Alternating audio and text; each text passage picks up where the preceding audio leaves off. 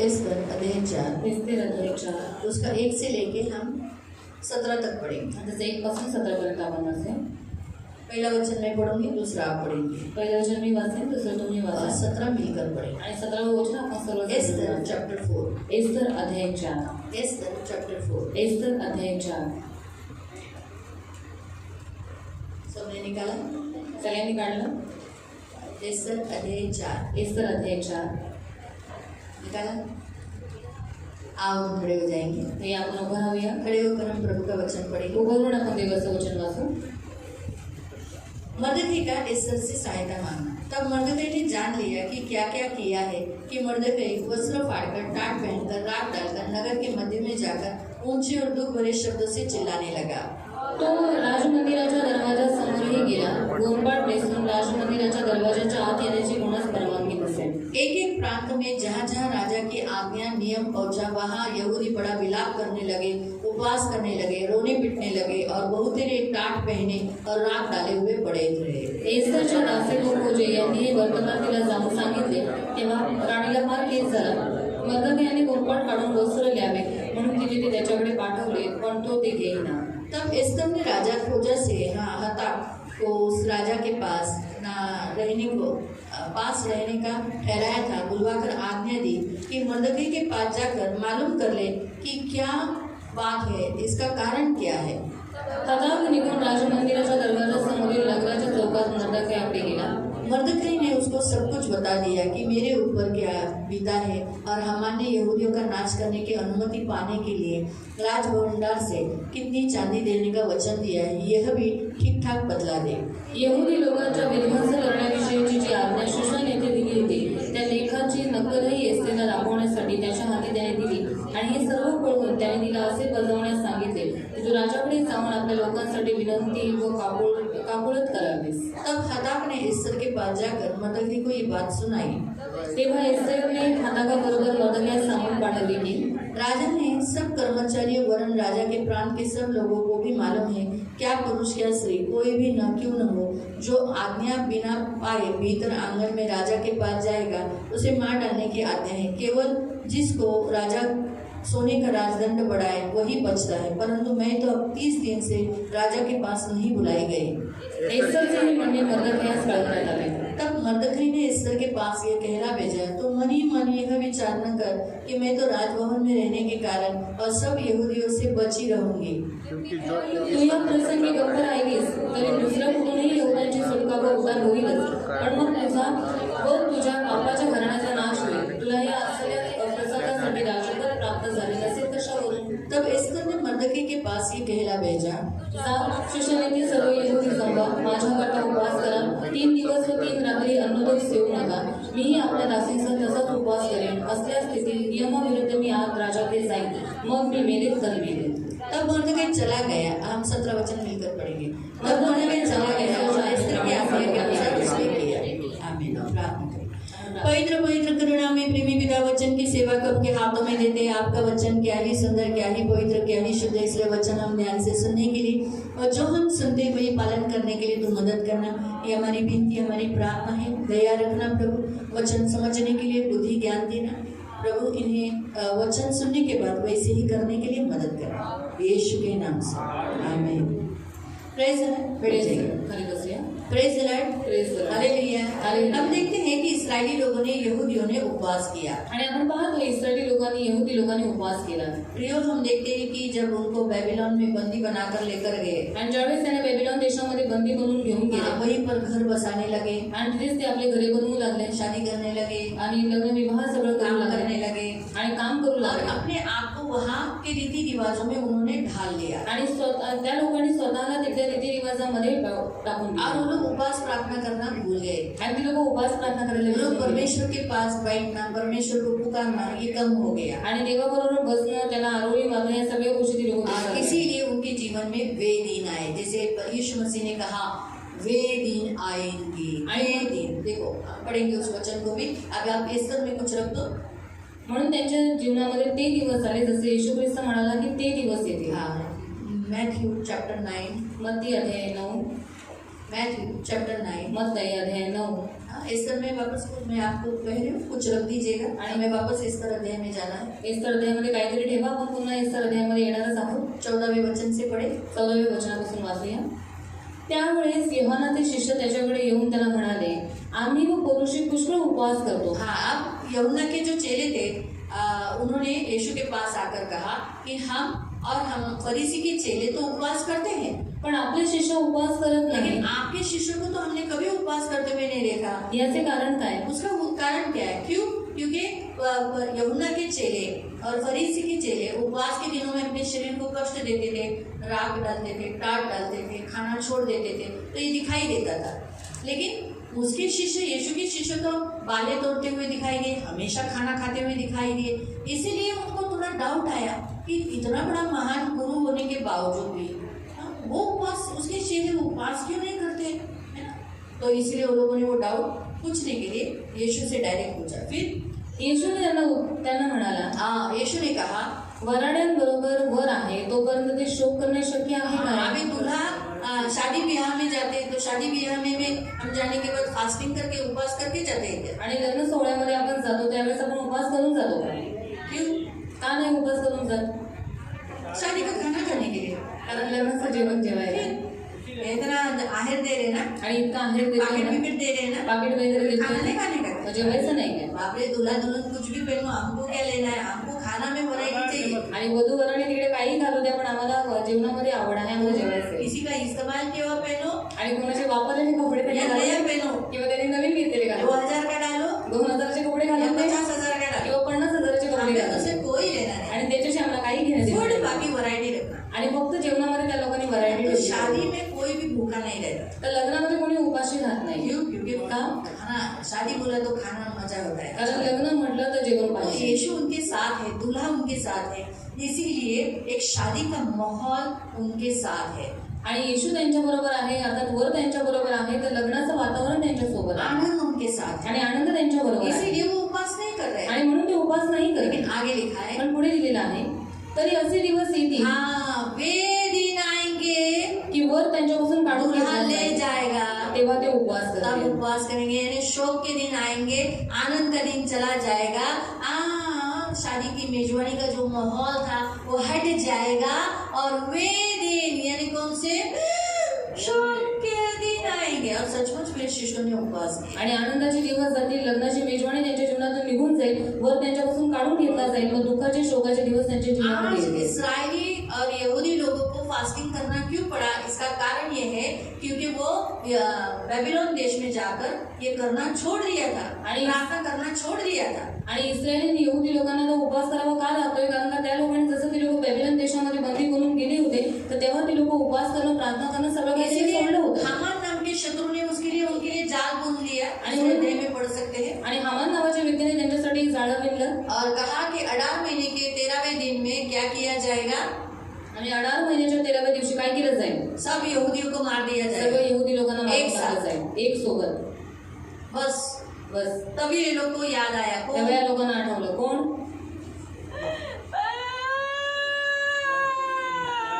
सबने टाट पहन लिया, अपने आणि सगळ्यांनी अच्छे निघालं. कपड़े उतार दिए, आणि स्वतःचे चांगले चांगले वस्त्र त्यांनी काढले राग डाल दिया, आणि राख वगैरे डोक्यात शोक टाकली चालू हो गया। आणि दुःख शोक करणं सुरू झालं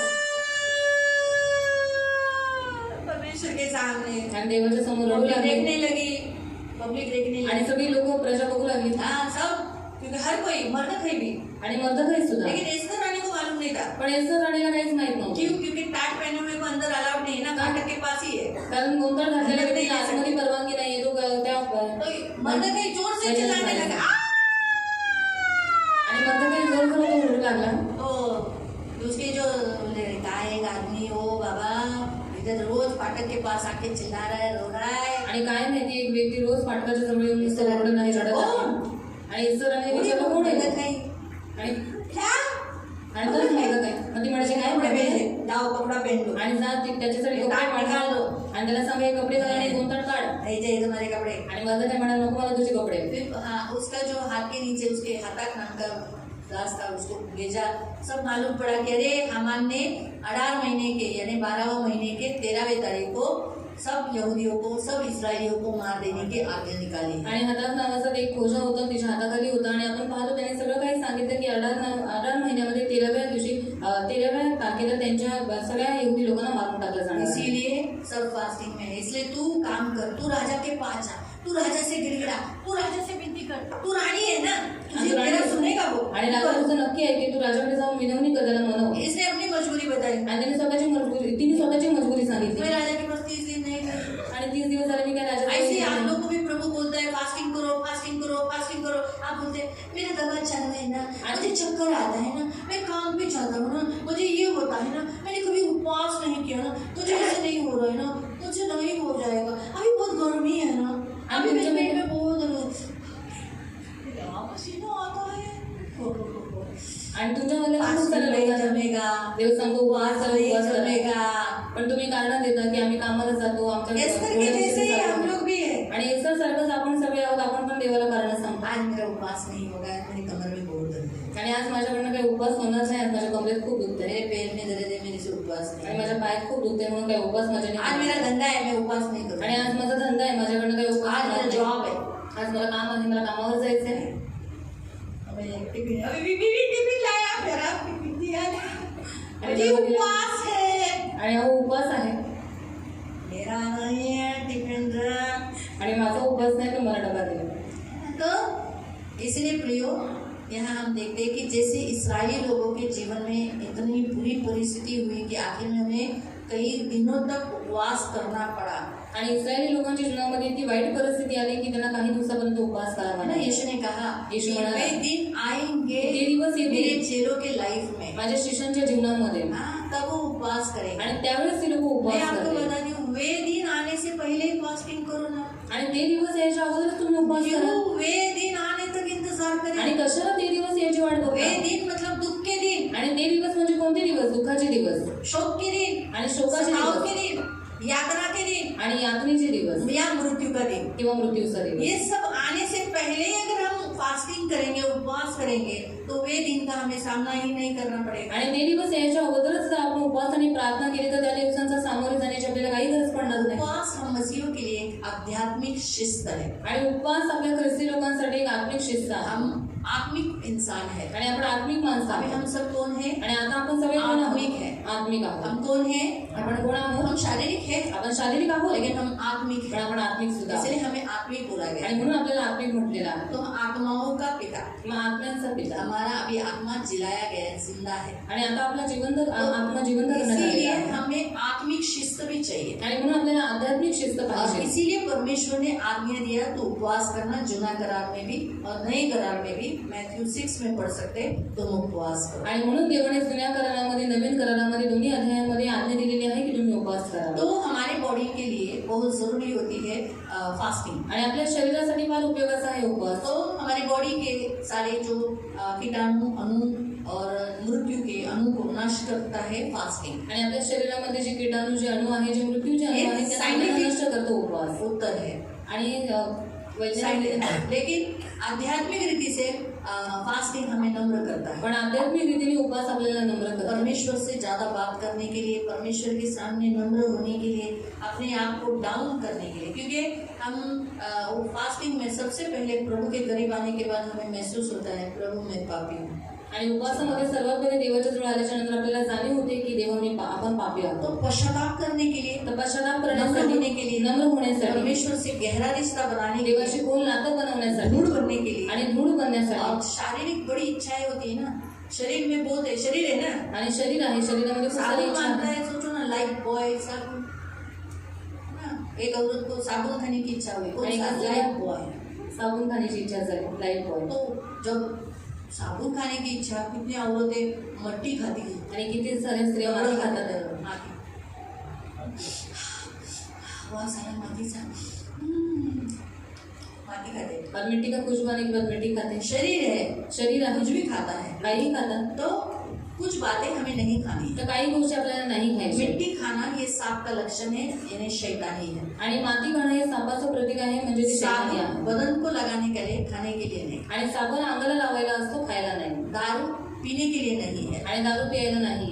तंबाकू, हर पत्ता खाने के लायक का नहीं है। आणि प्रत्येक पत्ते किंवा चरस, तंबाखू या सगळ्या गांजा गोष्टी ये खायच्या नहीं खा सकते। आणि चरस नहीं गांजा पी या सगळ्या गोष्टी सकते। आपण नाही खाऊ शकत, नाही पिऊ शकत। तो कुछ खाने के लिए प्रभु ने भले को बनाई है वस्तुओं को, लेकिन उसे वर्ज्य कहा गया है, मनाई किया गया है। आणि देवाने या सगळ्या गोष्टी निर्माण केलेल्या आहेत, पण काही गोष्टी खायला देवाने मना केलेला आहे। तो जो वस्तुओं को हमें खाना है आणि ज्या वस्तूंना आपल्याला खायचं आहे और जो वस्तु हमें नहीं खाना है वो खाने की इच्छा आएगी तो हमारा शरीर हमारे कंट्रोल में रहना चाहिए। आणि ज्या वस्तू आपल्याला खायला मना आहे आणि जर त्याच वस्तू खायची इच्छा आपल्यामध्ये उत्पन्न झाली तर आपल्या शरीराला आपल्याला नियंत्रण करणं गरजेचं उसके आहे। लिए फास्टिंग बड़ा ही उपयोगी पड़ता है। त्याच्यासाठी उपवास फार गरजेचा अगर आहे। हम उपवास करते हैं तो दिन भर में अगर हम खाना रोक सकते हैं, पानी रोक सकते हैं, चाय रोक सकते हैं, नाना प्रकार के हम दिन भर में क्या क्या खाते हैं, बड़ा पाव खाते हैं, फिर क्या खाते हैं, समोसा खाते हैं। दिन भर में हमारा खाना क्या क्या होता है, चने फुटाने सिंगदाने खाते हैं, काजू बादाम पिस्ता खाते हैं, फिर हम क्या खाते हैं,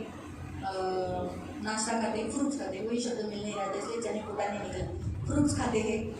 और हम दिन भर में क्या क्या खाते हैं, अगड़म बगड़म जो भी है, फिर खाना खाते हैं। ये अगर कंट्रोल हम कर पाए, आणि खाणं पिणं या सगळ्या गोष्टीच आपण नियंत्रणामध्ये करू अगर शकतो। हम इन वस्तुओं को जो हम डेली देते हैं इस शरीर को, अगर हम उसे कंट्रोल कर सके तो फिर जो वस्तु हमें खाना नहीं है वो खाने की इच्छा आएगी तो हम बोल सकते हैं नाही बाबा ही वस्तू नाही पाहिजे, ही वस्तू देवाने म्हणा मी नाही खाणार आणि हे खाऊन काय फायद्याचं आहे, मला लाईफ भाऊ खाऊन मला नुसतं जुलाबच होणार, काय खाऊन काय फायद्याचं, तो वास अलगसा वास एवढा सुंदर येतोय, मग खाऊन काय फायद्याचं, त्याने तो जुलाबच होणार। साबुन खाएगा तो जुलाबी आएगा ना, है ना। मग ती बुद्धी येते, तो बुद्धी बुद्धी आती है। आणि बुद्धी येते। तो फास्टिंग हमें कुछ वस्तुओं को मेरे शरीर के लिए लाभ नहीं, उसे रोकने के लिए ताकत देती है। आणि जो उपवास आहे तर ज्या काही गोष्टी आपल्या शरीरासाठी काही लाभाच्या नाही त्या गोष्टींना मना करण्याची शक्ती आपल्याला आहे। शारीरिक इच्छाओं पर मात करने के लिए शिस्त लगाती है, आणि शारीरिक इच्छांवरती मात करायची शक्ती आपल्याला पश्चाताप करने के लिए मदद करती है। पश्चाताप करायला मदत करते। उपवास के बिना हम पश्चाताप नहीं करते। देखो उपवासाशिवाय पश्चाताप आज अगर आपको थोड़ा सा भी डांटेगा जल्दी गुस्सा आएगा, आणि आता जर तुम्हाला थोडंसं ओरडलं तर तुम्हाला लगेच वाईट आप कुछ वाटेल। बोला तो बोलेगा काय एवढा ऐसे नहीं।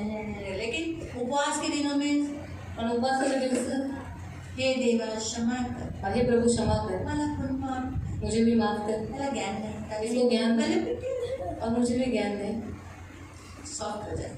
और सॉफ्ट हो जाते हैं। तो हम दूसरों को पाप नहीं निकालते, आणि दुसऱ्यांची पाप आपण काढत फिर नाही। आत्मिक रीति से हम शक्तिमान होते हैं, हमें पावर, हम थोड़े से आत्मिक रीति से बढ़ जाते हैं, आत्मा में हम बढ़ जाते हैं। आणि आत्मिक रीतीने आपण शक्तिशाली होतो म्हणजे आत्म्यामध्ये आपली वाढ और होते। उपवास एक शिस्त है प्रार्थना के लिए, क्योंकि उपवास और प्रार्थना कनेक्टेड है। आणि उपवास एक शिस्त आहे प्रार्थनेच्या बाबतीत, कारण उपवास आणि प्रार्थना एकमेकांशी जुळलेली आहे। तो इसीलिए प्रियो परमेश्वर ने मसीहों को उपवास करने के लिए आज्ञा दी आणि है। म्हणूनच देवाने ख्रिस्ती लोकांना उपवास करायची आज्ञा इसलिए दिली साल आहे। भर में खाओ, आणि तुम्ही बीच में वर्षभर खा, हफ्ते में आपका एक उपवास होना चाहिए, पण आठवड्यातून एकदा दोनदा तरी तुमचे उपवास झालेच हफ्ते में पाहिजे। एक दिन आपका फास्टिंग होना चाहिए। आणि आठवड्यातून एकदा तरी तुमचा अच्छे उपवास दिन झालाच खाओ। पाहिजे।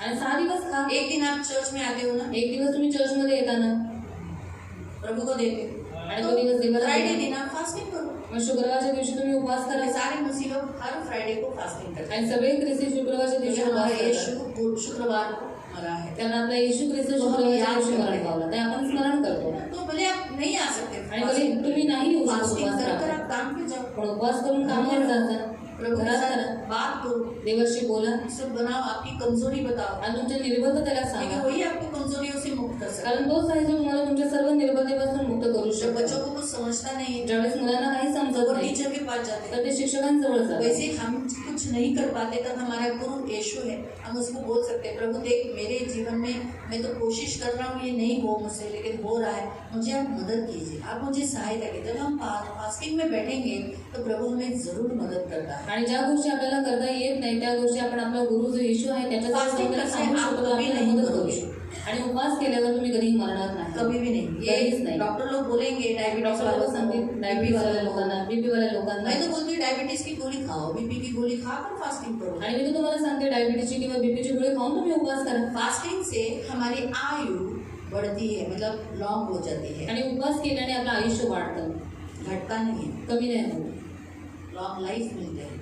आणि लॉंग लाईफ परमेश्वर कभी भी हमें मृत्यु आएगी, हमारी हानि होगी, हमारा नुकसान होगा, ऐसा कभी भी कमांड या ऐसा कुछ भी काम करने को नहीं देगा। आणि आपल्यावरती मृत्यू येईल किंवा आपलं काही नुकसान होईल तर अशा कोणत्याही गोष्टी देव आपल्याला करायला नाही वो सांगत. ऐसी ही वस्तु देगा जिससे हमारे शरीर के लिए लाभदायक हो, आणि तो अशा गोष्टी करायला सांगेल जे आपल्या शरीरासाठी फायदेशीर जो आहे हम पवित्र रह सकते हैं, आणि ज्याच्यात आपण पवित्र राहू अच्छे शकतो, रह सकते हैं। ज्याच्यामध्ये आपण चांगले राहू शकतो. ऐसी ही बातें वो करने को देगा। आणि अशा सर्व गोष्टी करायला तो देईल. इसलिए प्रियो, प्रभु ने मसीहों को भी कमांडमेंट किया है, आप फास्टिंग करो आणि म्हणून देवाने ख्रिस्ती लोकांना आज्ञा दिलेली आहे तुम्ही उपवास और करा. मिलकर फास्टिंग करना लाभदायक है। आणि मिळून उपवास करणं हे फायदेशीर जैसे आहे. हम देखते हैं कि इस अध्याय में कि इस्राएली लोगों ने, यहूदियों ने मिलकर उपवास किया, आणि जसं आपण पाहतो की यहुदी आणि इस्रायली लोकांनी मिळून उपवास बड़ा केला संकट उनके ऊपर आया था, आणि मोठं संकट त्यांच्यावरती आलं. बड़ा संकट। खूप मोठं कौन सा संकट. संकट? कोणतं संकट? 12वें महीने के 13वें तारीख को वो सब घात होने वाले थे, सब मरने वाले थे। 12व्या महिन्याच्या 13 तारखेला ते सगळे मृत्यू पावणार होते. हालेलुया,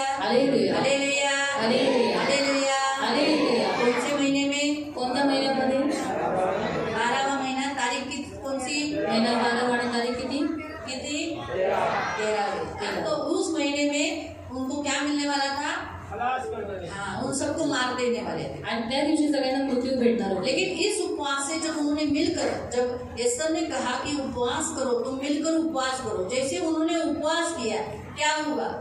आणि त्या सगळ्यांनी मिळून निर्णय घेतला उपवासाचा आणि येसाने सांगितलं की सगळ्यांना सांग उपवास कर. मग काय झालं? मिलकर राजा को मनाने लगे। आणि सगळे मिळून राजाला म्हणू लागले. यहूदियों का राजा कौन है? यहुदी लोकांचा राजा कोण? यहोवा राजा है, सामर्थ भरा, अनादि परमेश्वर, वो ना टलेगा, कोई भी उसे खत्म नहीं कर सकता। आणि कोणीही त्याला संपवू शकत नाही. यहोवा राजा है। यहोवा देव राजा आहे. उस काल में बेबीलोन देश का जो राजा है, आणि त्या काळामध्ये बेबीलोन देशाचा जो राजा शरीयश, आहे अशरीयश. हाँ, तो लेकिन हमारा राजा यीशु आपला है, राजा येशू आहे. मसीहों का राजा यीशु है। ख्रिस्ती लोकांचा तो राजा येशू आहे. हम सब प्रार्थना करना चाहिए। यहूदियों ने यहोवा राजा से प्रार्थना किया आणि यहुदी लोकांनी यहोवा राजाजवळ प्रार्थना केली और सारा पासा पलट गया। आणि सगळा फासा पलटला. क्या हो गया? झालं काय? हामान मारा गया आणि हामानालाच मारण्यात आलं. अडार के महीने में 12वें महीने के 13वें दिन में युद्ध जरूर हुआ। जो इस्राएली यहूदी लोग जो डर रहे थे मरने के लिए, वो लड़ने के लिए तैयार हुए। आणि 12व्या महिन्याच्या 13व्या दिवशी नक्की युद्ध झालं. पण जे यहुदी पहिले घाबरलेले होते पण ते आता युद्धासाठी तैयार झाले, मजबूत हुए, ते मजबूत और झाले. उन्होंने बहुत लोगों को मारा, लेकिन यहूदी लोग नहीं मरे। आणि त्यांनी खूप साऱ्या लोकांना मारलं पण यहुदी लोक और गेले नाही. ये जो षड्यंत्र रचा गया था हामान के द्वारा, वो शत्रु मारा गया। आणि ही जी योजना हामानाच्या द्वारे निर्माण करण्यात आलेली ते हामानाला मारून टाकण्यात तो आलं. अगर ये लोग पहले से ही फास्टिंग प्रेयर करते तो क्या इन्हें ये दिन का सामना करना पड़ता? आणि जर या लोकांनी पहिलेच उपास आणि प्रार्थना केली असती तर त्या दिवसांना त्यांना सामोरे जाऊ शकले असते का? नहीं ना? नाही तो ना. आज प्रभु भी आपसे यही कहता है, आणि देव पण तुम्हाला हेच सांगतो. प्रियो, वे दिन, सताव के दिन आने और दुख के दिन आने से पहले अगर आप फास्टिंग करोगे तो आपको दुख का सामना करना नहीं पड़ेगा।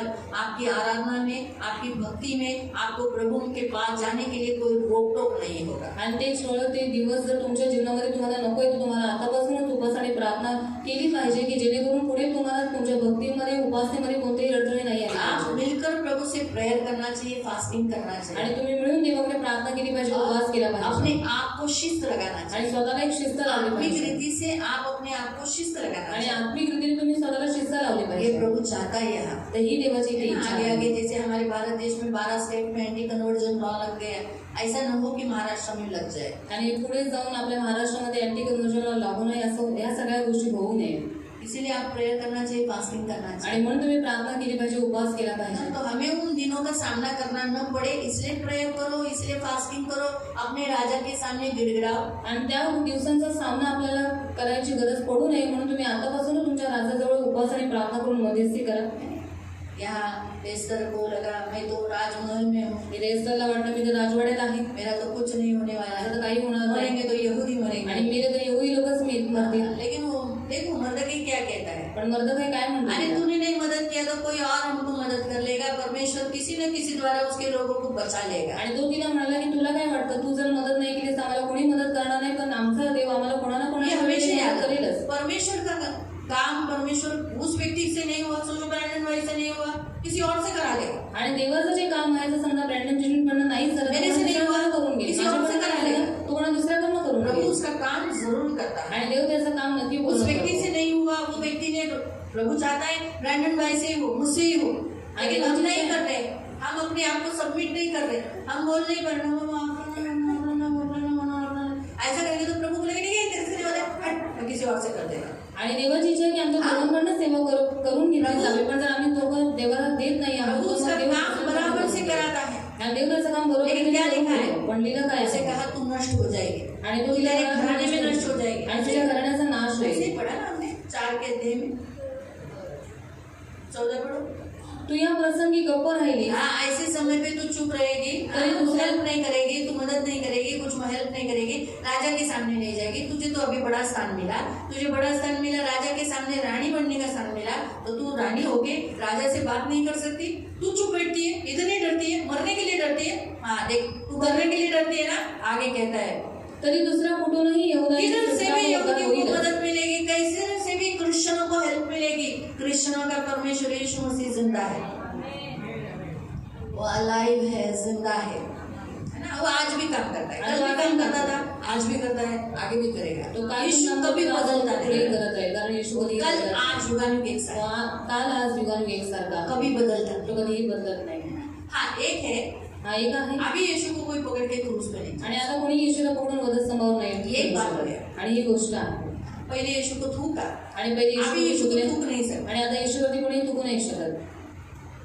यीशु वहाँ उस समय हमारे लिए आया, आणि येशू आपल्यासाठी आला त्यावेळेस. हमारे लिए, आपल्यासाठी हमारे लिए आया। आणि इसने आपल्यासाठी उसके आला. मुंह पर थूके, उसकी दाढ़ी नोची, आणि बाल त्याच्या नोचा, तोंडाला थुकली, घूसे मारे। गाडी ओढली, त्याला बुक्केने मारलं. अभी भी वो अवसर देता है लोगों को जो थूकते हैं, उसको निंदा करते हैं, उसको छलते हैं, उनको टाइम देता है, टाइम देता है। पतरस की पुस्तक में, यहूदा की पुस्तक में आप पढ़ सकते हैं, उन्हें वो अवसर देता है, टाइम देता है, बदलो नहीं तो मैं भड़क। आणि आताही तो लोकांना संधी देतो की त्यांनी बदलावं, कारण का पेत्राच्या पत्रामध्ये दिलेलं आहे की देव त्यांना संधी देतो की त्यांनी पश्चाताप करावा आणि मन फिरवावं. तो प्रभु जरूर बदला लेगा। आणि देव नक्कीच थोडी येईल. अभी प्रभु यीशु को ऐसा पकड़ कर कोई भी क्रूस पे नहीं चढ़ा सकता, आणि आता येशू ख्रिस्ताला पकडून कोणी वधस्तंभावरती नाही लटकवू शकत. यीशु के पास भी नहीं जा सकता, इतना महिमामय यीशु है अभी। आणि आता येशूजवळ कोणी जाऊ शकत नाही, कारण का इतका महिमावंत येशू हाँ, आहे. अभी यीशु कैसा दिखता है? आणि आता येशू कसा दिसतो? तेजस्वी सूर्य के जैसा। पढ़ो रेवलेशन का, पढ़ो। प्रकटीकरणामध्ये वाचा. उसके शिष्य ने पतरस, यूहन्ना ने उसको देखा। आणि त्याचा शिष्य योहान त्याने त्याला पाहिलं. हाँ, पढ़ेंगे 12 वचन से 1 का 12। 1:12 पासून वाचूया. माझ्याबरोबर बोलत असलेली वाणी कोणाची हे पाहण्यास मी मागे वळलो. मागे वळून पाहतो तो सोन्याच्या 7 समया आणि त्या समयांच्या मध्यभागी मनुष्याच्या पुत्रासारखा पायघोळ वस्त्र परिधान पूरा केलेला. कपड़ा पहना है ऊपर से, जैसे वो पृथ्वी पर था, यहाँ से लेके नीचे तक कपड़ा पहनता था, वैसे ही उसने फुल कपड़े पहने हैं। आणि छातीवरून सोन्याचा पट्टा बांधलेला. सोने का पटू का बांधा हुआ था, सोने का था। असा कोणी माझ्या दृष्टीस पडला. त्याचे डोके व केस बर्फासारख्या पांढऱ्या लोकरीसारखे उसके होते. सिर और बाल कैसे थे? श्वेत। पाला कैसा रहता है? वैसे एकदम चमक उज्जवल शाइनिंग थे। त्याचे डोळे अग्नीच्या ज्वालेसारखे उसकी होते. आँख कैसी थी? आग के जैसी, फायर, आग के जैसी। फिर त्याचे पाय जणू काय भट्टीतून काढलेल्या जळजळीत हाँ. सोनपितळेसारखे होते. पीतल आग के भट्टी से निकालने के बाद कैसा होता है, वैसा उसका पैर था। फिर आणि त्याची वाणी अनेक जलप्रवाहांच्या ध्वनीसारखी होते. उसकी वाणी, उसका आवाज, जल प्रलय का आवाज, साउंड कैसा रहता है, वैसा था। त्याच्या उजव्या हातात 7 तारे होते. हाँ. त्याच्या तोंडातून तीक्ष्ण दुधारी तलवार निघाली. उसके मुंह से तलवार, 2 धारी तलवार निकल रही थी, है ना। तो ये यीशु भी ऐसा दिखता है। याच्यात येशू असा दिसतो. ये यूहन्ना उसका प्रिय शिष्य होकर उसके सामने मुर्दा सा गिर पड़ा। आणि योहान त्याचा प्रिय शिष्य मुर्द्यासारखा त्याच्या समोर तो पडला. फिर जो लोग उसको सताते वो क्या हो जाएंगे? म्हणजे लोक त्याला सतवतात, त्यांचं काय होईल? जब उसकी प्रकाश से पौलुस ने देखा तो वो अंधा हो गया, आणि त्याचा प्रकाश पौलावरती पडला आणि पौल आंधळा झाला. ना 3 दिन तक अंधा रहा। 3 दिवसापर्यंत आंधळा राहिला. ऐसे यीशु मसीह को कौन देख सकते है, उससे कौन लड़ सकता है, उसका सामना कौन कर सकता है? मग असा येशूला कोण पाहू शकतो, कोण त्याचा सामना करू शकतो, कोण त्याला पाहू शकतो, योग्य मारू शकतो? परमेश्वर है वो। तो भययोग्य देव आहे. तो इसलिए एक ही है कि आप उसको कोई क्रूस पर चढ़ा आणि नहीं, एकच आहे की अगर कुणी त्याला वधस्तंभावरती सोडून आप नाही उसका शकत. बिहेवियर, उसका स्वभाव, उसका गुण आप अभी भी जैसे वो था वैसे ही। कल भी वो चमत्कार करता था, आज भी करता है। आणि त्याचा स्वभाव त्याची वागणूक पहिले जसा तो होता तसाच आता पण आहे. पहिले तो चमत्कार करत होता, आजही करतो. इसलिए मसीहों का सहायक जिंदा है। तर ख्रिस्ती लोकांचा मदतगार हा जिवंत तो आहे. इसलिए अगर कोई हमारी तरफ से कोई मदद नहीं करेगा तो प्रभु खुद किसी और को खड़ा करके मदद कराएगा। आणि भलेही आपल्यातर्फे जर कोणी आता नाही लढत आहे पण देव कोणाला कोणाला तरी उभं करेल आपल्यातर्फे लढण्यासाठी. इसीलिए प्रियो फास्टिंग प्रेयर करो। फिर उसने देखो चुनाव क्या किया, मैं मेरी सहेलियों के साथ फास्टिंग करूंगी, तुम सब लोग जमा होकर फास्टिंग करो। आणि हे सगळं ऐकल्याच्या नंतर त्यांनी निर्णय घेतला की मी माझ्या मैत्रिणींबरोबर उपवास करेन, तुम्ही सगळेजण मिळून उपवास करा. तो प्रियो जैसे उसने ऐसा नहीं कहा ठीक है तुम लोग सब मिलकर फास्टिंग करो, ऐसा नहीं म्हणाले ठीक है मैं करती हूँ, उपवास करा. तुम लोग मत करो, आणि ऐसा ते असं नाही म्हणाले मी करते तुम्ही तुम नका भी करू. करो, ते म्हणाले तुम्ही मैं पण भी करा, करती हूँ। मी सुद्धा करते. तुम्हारे लोग भी करो, तुमच्या लोकांनी पण करू. एकत्रित होकर एकत्रित मैं भी हो. मेरी सहेलियों के साथ मी एकत्रित पण माझ्या मैत्रिणींसोबत मिळून उपवास प्रार्थना. फास्टिंग करना है। तो उपवास एकत्रित करायचं. होकर जहाँ तुम एकत्रित हो सकते हो वहाँ मिलकर फास्टिंग करो। आणि जिथे तुम्ही एकत्रित होऊ शकता तिथे मिळून तुम्ही उपवास करा. फास्टिंग का सबसे पहला पॉइंट हमें शिस्त मिलती है, हम स्पिरिचुअली बढ़ते हैं।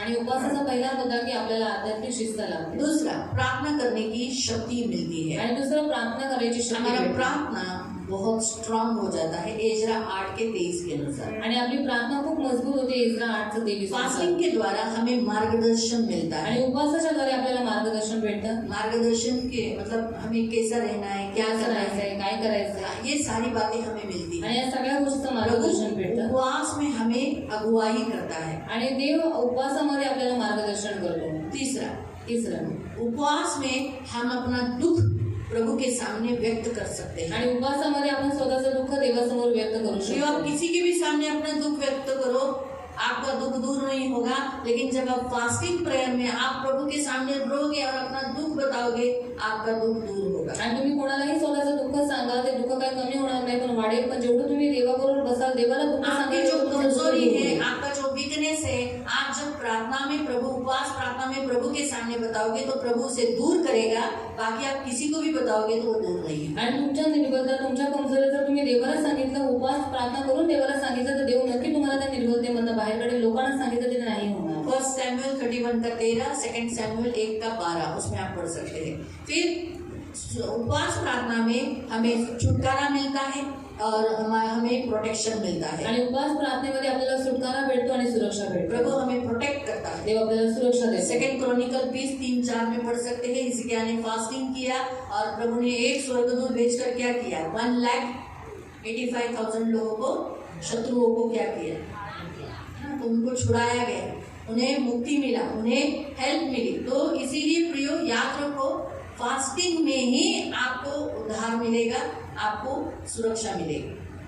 फिर फास्टिंग के द्वारा आप पश्चाताप कर सकते हैं, आणि उपवासाच्या द्वारे तुम्ही पश्चाताप करू शकता. प्रभु के सामने नम्र हो सकते हैं, देवासमोर नम्र होऊ शकता. उसके सामने अपने पाप कबूल कर सकते हैं। त्याच्यासमोर आपली पाप कबूल करू शकता. पहला सैमुअल 7:6, पहला राजा 21:27 से लेके 29 तक।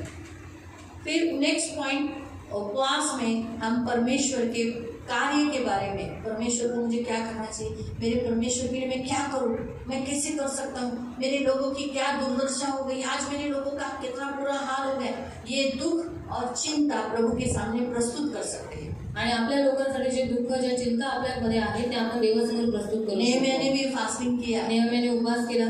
कब किया, केव्हा उसे केला? मालूम पड़ा कि यरूशलेम की दुर्दशा क्या हुई है, आणि ज्यावेळेस वहाँ माहिती के पडली लोगों की की हालत दुर्दशा क्या काय हुई। झालेली आहे, उनकी त्याच्या निंदा लोकांची हो हालत काय रही है। आहे, त्यांची निंदा होत आहे.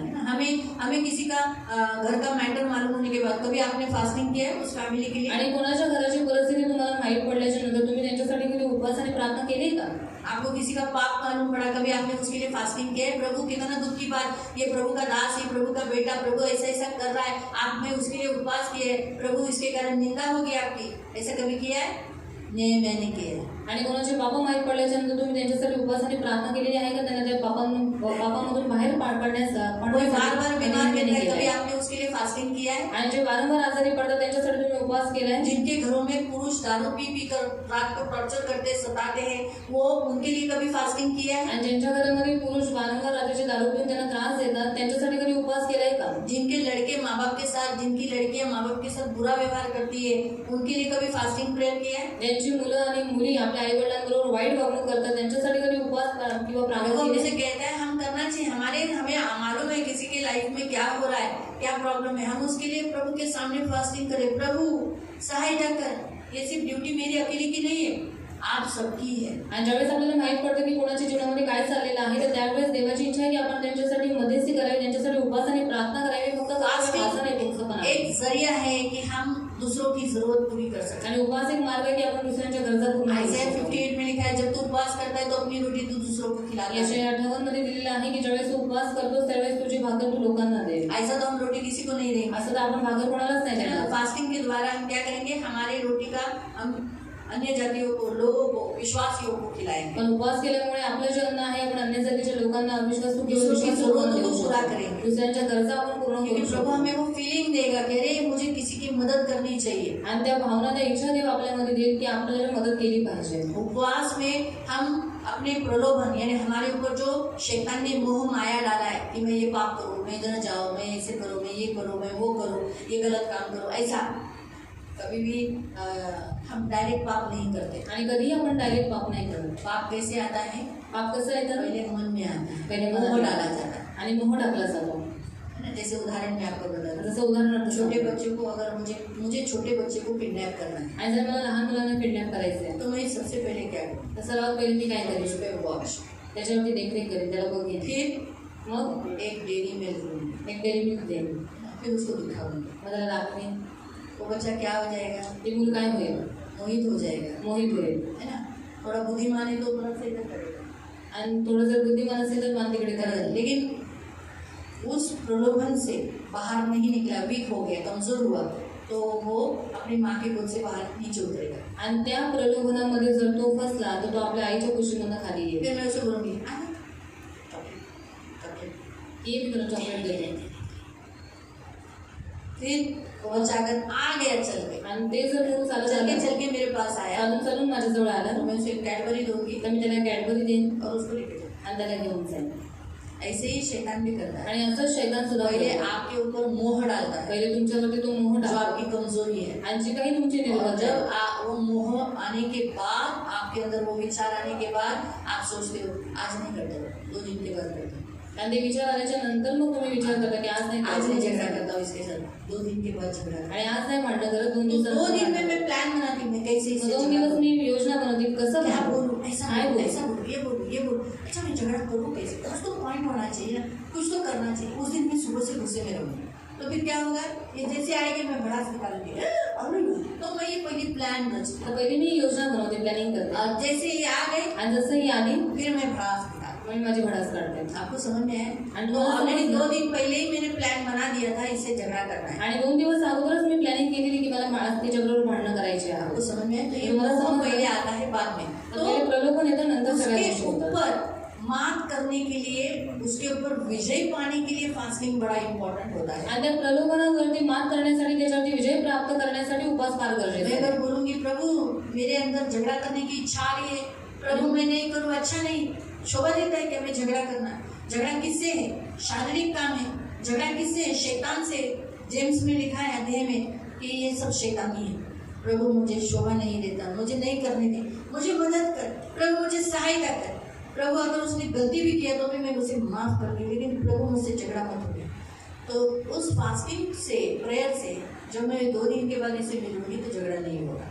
आणि जर मी उपासाने प्रार्थना केली की देव मला भांडणं करायची इच्छा नाहीये, कारण हे सर्व भांडणं वगैरे सगळं शैतानाकडून आहे, म्हणून तुम्हाला मदत करेल, मी तिच्याबरोबर भांडू नये। मग काय होईल, 2 दिवसाच्या नंतर ती ज्यावेळेस मला भेटेल तर त्यावेळेस मी तिच्याबरोबर भांडणार नाही। प्रियो, इसलिए यीशु मसीह ने भी 1 नहीं, 2 नहीं, 3 नहीं, कितने दिन का फास्टिंग किया? आणि येशू ख्रिस्ताने 1-2 दिवस नाही पण किती दिवसांचा उपवास केला?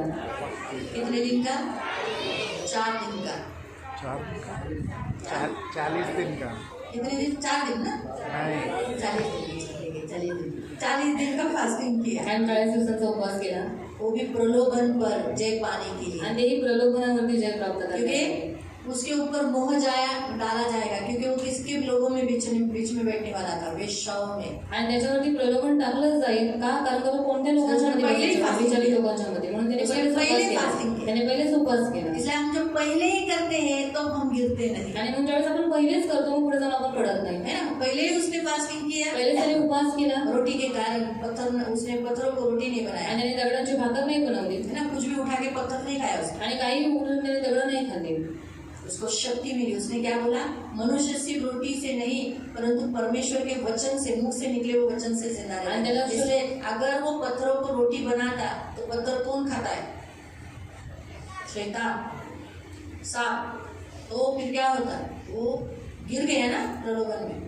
फिर अगर उसने अपने आप को नीचे फेंक देता त्याने स्वतःला खाली झोकून दिलं तो फिर असतं. क्या होता, वो हार गया होता, आणि तो हारला वो असता. परमेश्वर की परीक्षा ले रहा है। आणि तो देवाची परीक्षा और देतो. जब अगर वो सारा दिखाया, सोना चांदी सब कुछ, आणि सोनं चांदी सगळं वो वैभव शैतान के दाखवलं. सामने झुक जाता आणि है, शैतानाच्या समोर तो जर तो हमारा झुकला मसीहा असता, नहीं होता। तर तो आपला ख्रिस्त झाला नसता. उसके बाद भी आणि जब त्याच्यानंतर 40 डेज फास्टिंग उसको क्या कर सके, वेश्याओं के बीच में बैठकर वेश्याओं को उसने छुआ, लेकिन उसके अंदर कुछ गंदे उत्तेजना नहीं आई, परंतु उस स्त्री को क्या हुआ, पश्चाताप। उस स्त्री ने पश्चाताप किया और वह विचार छोड़ दिया, आणि 40 वेश्यावृत्ति छोड़ दी, क्योंकि यीशु के उस स्पर्श ने पवित्रता थी, अपवित्रता दूर हो गई। तो उपवास क्या करता है, अपवित्रता, प्रलोभन दूर करता है। आणि 40 दिवसांच्या उपवासानंतर सुद्धा येशू ख्रिस्त वेश्यांसोबत बसला, पण तो त्याच्यामध्ये काही प्रलोभन द्यायचा नाही आणि आपण त्या वेश्या सगळ्या बदलल्या. चुंगी लेने वालों के बीच में था, उधर क्या होता था, आणि कर घेणाऱ्यांच्या मध्ये बसायचं. तिकडे काय व्हायचं? पार्टी था ना। पार्टीज सबसे व्हायच्या ना. पहला चुंगी लेने वाला कौन है, आणि सगळ्यात पहिले कर घेणारा कोण आहे? बताओ। हाँ? वो सबसे पहले अपने घर के लिए ताली बजाए, वो कहाँ लेकर गया, आणि तो कुठे घेऊन गेला? घर लेके गया ना। घरी येऊन गेला ना. तब क्या चल रहा था, तेव्हा काय चालू होतं तिकडे? यीशु पिया उधर, आणि येशू तिकडे प्यायला बसला का? और सारे लोगों ने दारू छोड़ दी। आणि सर्व लोकांनी दारू सोडली. जैसे यीशु वहाँ आया, आणि जसं येशू तिथे आला, बैठा, त्यांच्यासोबत बसला, हाँ, उसकी उपस्थिति में ही सबने अपने अपने ग्लास रख दिए। आणि त्याच्या उपस्थितीमध्ये स्वतःची ग्लास त्या लोकांनी बाजूला ठेवली. क्यों? क्योंकि इसीलिए फास्टिंग क्या करता है, आणि उपवास काय करतो? तो अगर आज हम फास्टिंग करते हैं, हम ऐसे संसार में लोगों के बीच में जाएंगे तो संसार में क्या क्या है, बहुत सारी वस्तु, हम पर प्रलोभन नहीं करेंगे, हमें खींचेगी नहीं, हमें उनमें लेके नहीं जाएगी। आणि जर आपण उपवास केला तर आज या जगामध्ये खूप काही आहे, पण त्याचं प्रलोभन किंवा त्याचा कोणताही असर आपल्यावरती होणार नाही. इसलिए फास्टिंग जरूरी आणि है। म्हणून उपवास गरजेचा आहे. सबसे लास्ट, आणि सर्वात शेवटचं, फास्टिंग एक ऐसा जरिया है जिसके द्वारा आप परमेश्वर को प्रेम प्रकट करते हो और मैं तेरी उपासक हूँ, उपासना करता हूँ, ये दिखाते हो। आणि उपवास हा एक मार्ग आहे की ज्याच्याद्वारे तुम्ही तुमचं जे देवावरती प्रेम आहे ते प्रकट करता आणि मी देवाचं एक भक्त आहे, उपासक आहे, तुम्ही प्रकट करता. लूक अध्याय में जो विधवा थी, आशेर गोत्र की, आश्चर्य हन्ना, होतं.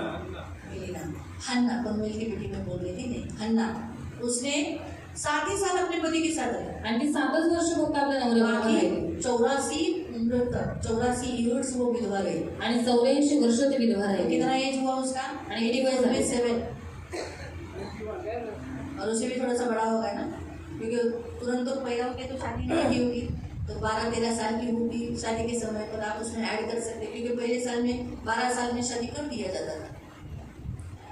लेकिन आप नोट करो वहाँ, आणि मी नोट करा तिकडे, वो परमेश्वर को अपनी भक्ति दिखाने के लिए फास्टिंग और प्रेयर करके वहाँ मंदिर में रहते। आणि देवाला आपली भक्ती प्रकट करण्यासाठी ती उपवास आणि प्रार्थना करून रात्रंदिवस देवाच्या मंदिरात प्रभु सेवा हमसे करते. प्यार करते हैं, इसलिए हम फास्टिंग करते हैं। आणि आपण देवाला प्रेम करतो म्हणून ये आपण भक्ति का उपवास जरिया करतो. है, इसलिए प्रभु हम फास्टिंग करते हैं। आणि हा उपवासाचा मार्ग आहे म्हणून आम्ही उपवास करतो. इसलिए प्रियो, आज प्रभु आपसे कहता है, म्हणून आज एक जो तुम्हाला हाल सांगतो, इनका हुआ यहूदी गोत्र का, जो उनके ऊपर वे दिन आए कि उन्हें शोक करना पड़ा, दर्द से जाना पड़ा, बहुत तकलीफ कर उठाना पड़ा। आपके जीवन में अगर आपको दर्द और दुख शोक नहीं चाहिए तो फास्टिंग करो। आणि जी हालत यहुदी लोकांची झाली, जे दुःख त्रास तेथून त्यांना जावं लागलं, जर तुमची इच्छा आहे की ते दिवस, ते दुःख त्रासाचे दिवस तुमच्या जीवनामध्ये येऊ नये म्हणून आतापासूनच उपवास आणि अपने बच्चों से प्रार्थना करा. फास्टिंग करो। आपल्या मुलांकडून उपवास करून बाइबल में लिखा है, आप बोलोगे अरे अपने बच्चों से आणि तुम्ही विचार करा बाइबल में मुलांकडून लिखा है, योएल में लिखा है, योएल में पढ़ सकते हैं, दूल्हा दुल्हन फास्टिंग करो ऐसा लिखा है। आणि बायबलमध्ये योएल अध्यायामध्ये वाचू शकता आपण तिकडे दिलेलं आहे वराने नया उपवास शादी हुआ करा. है वो लोग भी फास्टिंग करने को बोला है। आणि नवीन लग्न झालेल्या लोकांना पण उपवास करायला कोठरी से सांगितलं. बाहर निकलो लिखा है, बोला आणि है आपल्या कोठडीमधून बाहेर निघायला फास्टिंग सांगितलं. करो, आणि उपवास करा. उपवास के दिन है उपवास करो। आणि उपवासाचे दिवस नहीं आहे, ना, अभी उपवास तो करा. मेरी शादी हो गई ना। आणि आता माझं लग्न झालंय ना. नहीं फास्टिंग के दिन में फास्टिंग करना है दूल्हा दुल्हन। आणि उपवासाच्या दिवसांमध्ये नवरा बायकोने उपवास करायचा. वहाँ लिखा है बच्चों से फास्टिंग कराओ। आणि ते दिलेलं आहे की निन्वे लोगों के उपवास लोगों करून ने द्या. छोटे बच्चों से लेकर जानवरों को तक फास्टिंग करो। आणि निन्वेच्या लोकांनी लहान बालकांपासून जे जनावर होते त्यांच्याकडनं पण आपको उपवास क्या करायला लगता घेतला. है तुम्हाला काय कितने वाटतं? जानवर मर नहीं गए होंगे? आणि किती सारे जनावर त्याच्यामध्ये मेली नसली का? लेकिन इसीलिए तो निन्वे देश बच गया। आणि याच्यात याच कारणामुळे तो निन्वे देश अगर हम वाचवला फास्टिंग गेला. प्रेयर करेंगे तो हमारा भारत देश बचेगा। आणि जर आज आपण उपवास केला प्रार्थना केली तर आपला भारत देश वाचवला जाईल. हमारे भारतीय लोगों के क्रिश्चियनों को मालूम है फास्टिंग का मीनिंग क्या है। आणि भारतीय जे ख्रिश्चन आहेत त्यांना माहित आहे की उपवासाचा अर्थ काय आहे. परमेश्वर के सामने गिड़गिड़ाना, आणि देश देशाच्या के पाप विनवण्या को कबूल करायच्या करना, आणि देशाच्या पापांना कबूल करायचं. इसलिए कोई विपत्ति भारत देश में नहीं आ रही। आणि म्हणून कोणतीही विपत्ती भारत लेकिन अगर देशामध्ये येत विपत्ति नाही. आ गई तो उसमें हम भी फंसेंगे। पण जर विपत्ती आली तर त्याच्यामध्ये आपण सुद्धा इसीलिए फसतो. फास्टिंग करेंगे तो भारत देश में विपत्तियां नहीं आणि आएंगी। म्हणून जर आपण उपवास प्रार्थना केली तर भारत देशावरती विपत्ती येणार हाँ, नाही. इसलिए प्रियो फास्टिंग करो। आणि म्हणून प्लॅन आप उपवास करा. सोचोगे मेरा क्या काम है, आणि त्याच्याकडे माझं काय काम आहे. ठीक, वो लोग कुछ भी करने दो, आणि त्या लोकांना काही करू द्या. लेकिन हमें तो मालूम है ना, हम मसीह है, आपण हमें तो मालूम है ख्रिस्ती हम यीशु के हैं, आणि आपल्याला माहिती आहे आपण येशूचे हमें आहोत. फास्टिंग करना है। आणि आपल्याला उपवास करायचा आहे.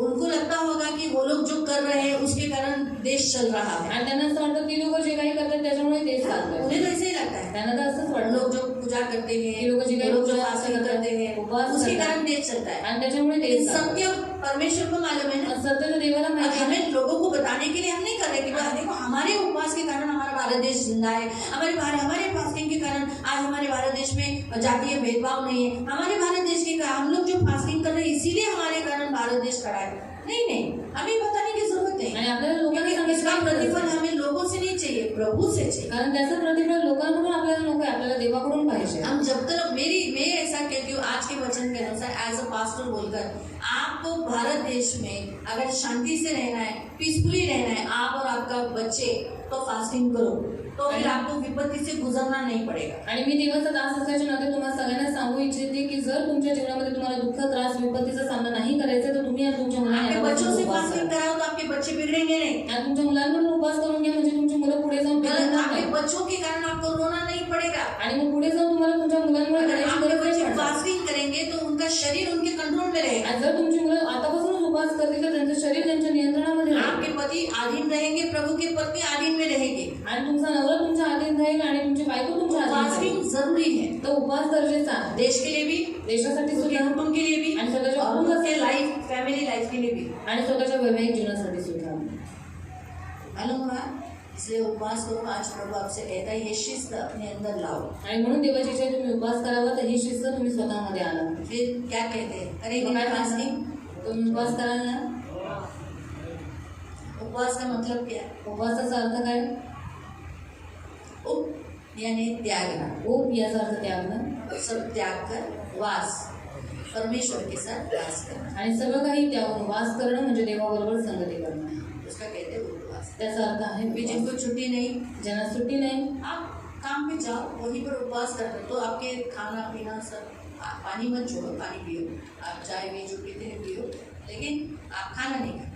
आणि चाय वगैरे तुम्ही जे काही पिता ते प्या आणि फक्त जेवू नका आणि उपवास करून कामावर जा. आप प्रभु से बात करते रहना, बीच बीच में बात करते रहना। आणि मध्ये मध्ये देवाशी बोलत राहा. अपने जो आपको याद आता है बीच बीच में काम करते समय प्रभु से बात करना। आणि जे जे काम करताना तुम्हाला आठवतं त्या विषयांसाठी मध्ये मध्ये देश प्रार्थना के लिए करत राहा. प्रार्थना, देशासाठी प्रार्थना कुटुंब के करा. लिए, आपको जो गलत दिखता है, आपके बच्चों प्रार्थना में नहीं बैठते, आपको दिखाई देता है, उसके लिए प्रेयर करो। आणि आपल्या कुटुंबासाठी तुमची मुलं जे प्रार्थनेत बसत नाही ते तुम्हाला दिसेल अभी तुम्ही त्या विषयासाठी प्रार्थना करा. गर्मी चालू हो गई आणि है, आता गरमी चालूच आहे. गर्मी ज़्यादा ना हो। तर गरमी वाढू नये. आज हम तो चलो शेड के नीचे काम करते हैं, लेकिन बहुत से लोग जो रेती सीमेंट का काम करते हैं या सोलार का काम करते हैं, या जो बहुत सारे लोग खुले में काम करते हैं धूप के नीचे, उनको गर्मी कितना तकलीफ देती हुई, तो उनके लिए प्रेयर करो, आणि उनके लिए आता फास्टिंग करो, शेडच्या खाली आहोत पण खूप सारे लोक उन्हामध्ये काम करतात त्यांच्यासाठी उपवास करा. उनके लिए प्रेयर करो। फिर आप प्रेयर करो कि आपको चिकन पॉक्स नहीं है, क्योंकि गर्मी में चिकन पॉक्स आते हैं, आणि ज्याला कांज नाही म्हणतात मराठी,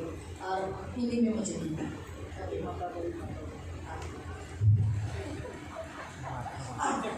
चिकन बॉक्स चेचक हाँ चेचक ये थोड़ा शिकायत चेचक वो आते हैं आणि गांधी येतात जो उनको आते हैं उनको तकलीफ देते हैं आणि ज्यांना येतात त्यांना ते खूप और त्रास ये होतो. संसर्गजन्य एक को आया तो दूसरे को आणि आया हा संसर्गजन्य आहे एकाला आलं की दुसऱ्याला पण घर में आहे. एक को आया दूसरे को आ जाए घरात एकाला आलं तर दुसऱ्याला येईल. आँख आना आणि डोळे येणं चिपुड़ आना चिपूड येणं ये सब गर्मी के लक्षण आणि हे सगळे गरमीची अगर लक्षण हम फास्टिंग आहे. प्रेयर करेंगे तो क्या होगा हमारे घर में हमारे लोगों में ये नहीं फैलेगा आणि जर आपण उपवास केले त्याच्यासाठी प्रार्थना केली तर आपल्या घरामध्ये कोणालाही इस होणारा दर्द से दुसऱ्या हमें नाही गुजरना जायचं पड़ेगा. आणि या त्रासातून आपल्याला जायची इसलिए गरज पडणार. प्रभु चाहता है फास्टिंग करो आणि म्हणून देवाची इच्छा आहे तुम्ही उपवास और इस करा. परमेश्वर की शिस्त को स्वीकार करो आणि देवाची ही जी शिस्त आहे त्याचा तुम्ही स्वीकार करा. Hallelujah hallelujah. Hallelujah hallelujah. आपको समझ में आया तुम्हाला समजलं? तो जरूर फास्टिंग करो तर नक्की उपवास करा. जरूर करो अगर आप विपत्ति के दिन नहीं चाहते हो वे दिन नहीं चाहते हो तो आप फास्टिंग करो आणि जर विपत्तीचे दिवस म्हणजे ते दिवस जर तुम्हाला नको आहे तर तुम्ही उपवास करा. प्लीज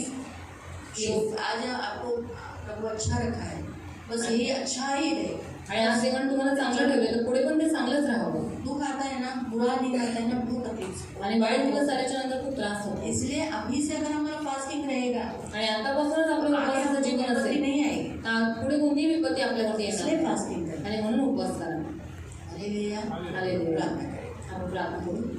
पवित्र पवित्र करुणामय प्रेमी पिता प्रभु यीशु के नाम से प्रभु हम आपके सामने आते मेरे महान पवित्र सेनाधीश पिता इन सबको प्रभु आध्यात्मिक शिक्षा लगनी जरूरी है और इन सबको प्रभु फास्टिंग करने के लिए मदद कर प्रभु तू महान हमारा गुरु तूने फास्टिंग किया तो हम तेरे शिष्य तेरे अनुयायी है ना तो हम भी फास्टिंग करना चाहिए इसलिए हम सबका उपवास प्रार्थना का जीवन कर मैं भी तेरे सामने विनती करती हूँ इन्हें बहुत सारे मुझसे भी ज़्यादा प्रभु इन्हें क्या क्या हो रहा है मालूम पड़ता है उन विषयों के लिए फास्टिंग प्रेयर करें और इनके इस फास्टिंग प्रेयर से प्रभु इनके जीवन में भी विपत्ति के दिन नहीं आएंगे वे दिन नहीं आएंगे जो यहूदियों जिस दुख से गुजरे प्रभु इस दुख से इन्हें गुजरना नहीं पड़ेगा आज हमने प्रभु फास्टिंग प्रेयर किया है और हम विश्वास करते हैं हम मसीहों के जीवन में वे दिन नहीं आएंगे सताव के दिन चलो हो रहा है प्रार्थना बंद की जा रही ऐसा वे दिन नहीं आएंगे यीशु के नाम से ये दिन नहीं आएगा क्योंकि हमारी ये उपवास